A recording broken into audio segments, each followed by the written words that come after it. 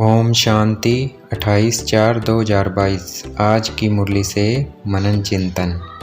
हम कोई संत, सन्यासी, साधु, मित्र, संबंधी आदि के सामने नहीं बैठे हैं। हम परम पिता परमात्मा के सामने बैठे हैं, जिसको हम भक्ति में 63 जन्म याद करते आए हैं। इस समय साकार में परमात्मा ने हमें अपना बच्चा बनाया है। सन्यासियों के भी फॉलोअर्स होते हैं, परंतु वे उनको फॉलो नहीं करते हैं। हम बच्चे ब्रह्मा बाप के फॉलोअर्स हैं और ब्रह्मा बाबा को फॉलो करते हैं। निराकार अर्थात जिसका कोई शरीर नहीं है, ना सूक्ष्म शरीर है, ना ही 5 तत्वों से बना शरीर है। वो निराकार परमात्मा इस धरती पर आते हैं, इस पतित दुनिया में आते हैं हम पतितों को पावन बनाने। शिव बाबा उस शरीर में आते हैं जो पहले नंबर पर पावन आत्मा थी, जिसने अब अपने 84 जन्म पूरे किए हैं। उसके शरीर में आकर हमें ये सब बातें समझाते हैं। निराकार परमात्मा टीचर भी है और टीचर कभी एक को नहीं पढ़ाता। भगवान वाद सिर्फ एक अर्जुन के लिए नहीं है। अर्जुन अर्थात जो इस ईश्वरीय ज्ञान को अर्जन करे अर्थात ग्रहण करे, उन सभी अर्जुन आत्माओं के लिए भगवान वाच है। और किसी भी सत्संग में ये नहीं समझाया जाता कि अब वापस घर अशरीरी बनकर जाना है। इसलिए शरीर का भान भूलते जाओ, अपने को आत्मा समझो। मैं इतना अच्छा हूँ या अच्छी हूँ, मैं इतना धनवान हूँ, ये सब अब छोड़ना है, क्योंकि ये सब कुछ साथ नहीं जाएगा। मैं आत्मा हूँ, ये निश्चय पक्का करना है और शिव बाबा को याद करके कमाई जमा करना, बस यही साथ जाएगा, बाकी कुछ भी साथ नहीं जाएगा। घर गृहस्थ में रहते अपनी जिम्मेवारियां निभाते आत्मा का पाठ पक्का करना है। ये कोई संन्यास मठ नहीं जहाँ लोग अपना घर छोड़कर चले आएं। घर वालों को भी शिव बाबा की याद दिलानी है, उनको समझाते रहना है ताकि उनको भी शिव बाबा से प्यार हो जाए।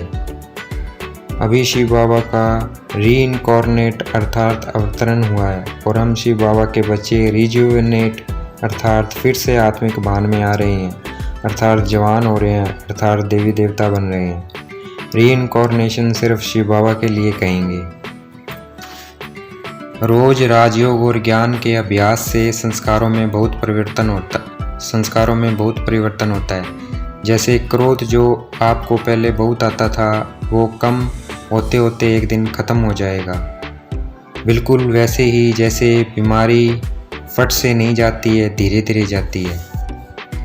यहाँ मनुष्य भूखे मरते हैं क्योंकि लोभ के कारण ऑफिसरों की गफलत से अनाज गोदामों में खराब हो जाता है, फिर वह उसको जला देते हैं। और दूसरी तरफ सतयुग में अथाह धन होता है, वहाँ लोभ की बात ही नहीं होती। जिस बच्चे को जब तक ये निश्चय नहीं हमको शिव बाबा पढ़ाते हैं, तो वह बच्चा कोई काम का नहीं। जो अच्छी रीति सर्विस करते हैं वह फरिश्ता बन जाते हैं। अगर हिसाब किताब रह गया तो सज़ा खानी पड़ेगी।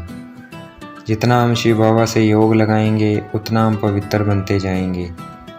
शिव बाबा की श्रीमत पर चलेंगे, योग से आत्मा की कट उतारेंगे, उसी को ही स्वर्ग रूपी माखन मिलेगा।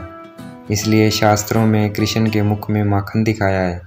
सिर्फ एक श्री कृष्ण राज्य नहीं करता है, पूरा सूर्यवंशी चंद्रवंशी घराना चलता है, फिर राजाओं का घराना चलता है, फिर अंत में प्रजा का प्रजा पर राज्य चलता है, जो अब चल रहा है।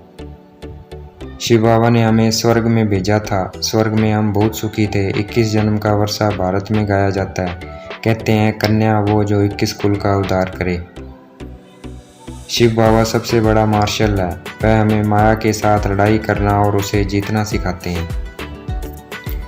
शिव बाबा पिता के साथ धर्मराज भी है। अगर हम शिव बाबा की श्रीमत पर नहीं चले तो उनका राइट हैंड धर्मराज भी है, फिर सजा भी मिलेगी। शिव बाबा की श्रीमत पर नहीं चलेंगे, धीरे धीरे इस ईश्वरीय जन्म से मर जाएंगे। हमें बहुत मीठा बनना है, बहुत प्यार से चलना है, घर वालों को भी उठाना है। सन्यासियों की पवित्रता ने इस धरती को संभाला है। उनका भी ड्रामा में पार्ट था, क्योंकि उस समय इस धरती को पवित्रता की ज़रूरत थी। ये सारा खेल बना हुआ है, सारी राजधानियाँ अभी स्थापन हो रही है।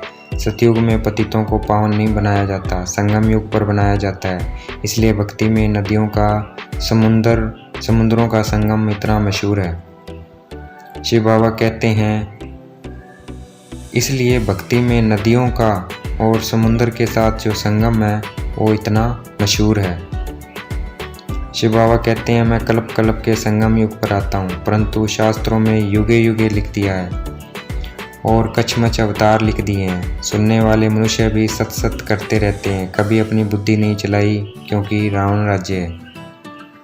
हम अभी कृष्णपुरी में चलने का पुरुषार्थ कर रहे हैं, तो हमारे अंदर बहुत सच्चाई सफाई होनी चाहिए। अगर हम अपनी भूल शिव बाबा को नहीं बताएंगे तो वह भूल बढ़ती जाएगी। शिव बाबा कदम कदम पर राय देते हैं, तो हमें उनकी राय लेते रहना है और उस पर चलना है। हम ईश्वरीय संतान हैं, तो हम में बड़ी